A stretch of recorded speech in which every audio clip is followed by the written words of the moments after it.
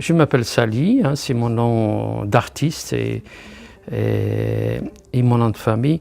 Et j'habite à Orléans depuis environ une trentaine d'années. Hein.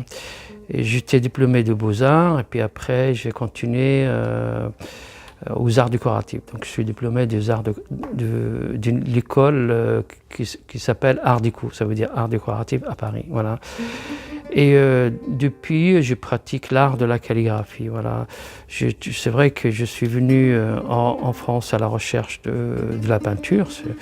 Je suis arrivé en 77. Hein, et je suis devenu calligraphe, peut-être par nostalgie, je ne sais pas. Voilà.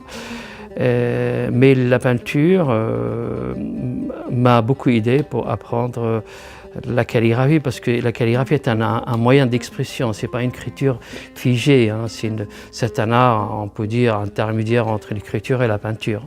C'est un moyen d'expression d'art pictural. Donc c'est l'art de trait. D'ailleurs, si je traduis la calligraphie arabe de façon littérale, ça veut dire l'art de trait.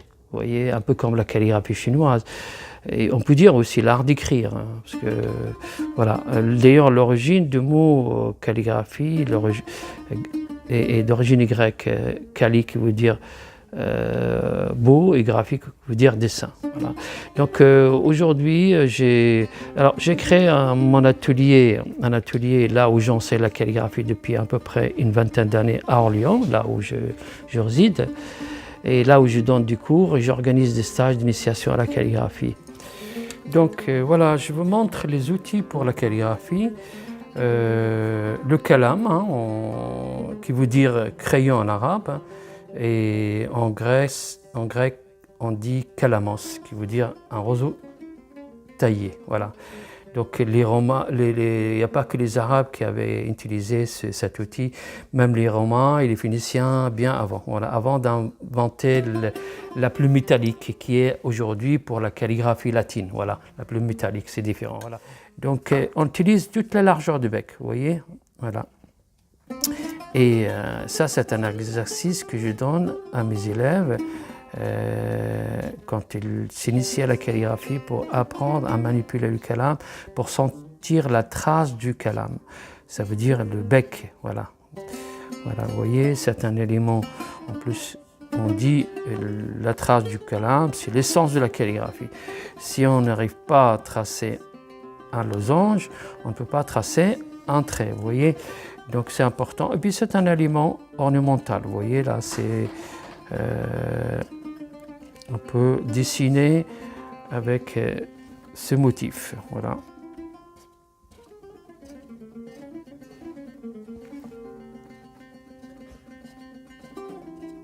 Voilà. Donc on peut faire aussi comme ça les losanges, vous voyez, là. C'est un bon exercice au départ, voilà. Voilà. Alors, plus le bec est grand, plus le losange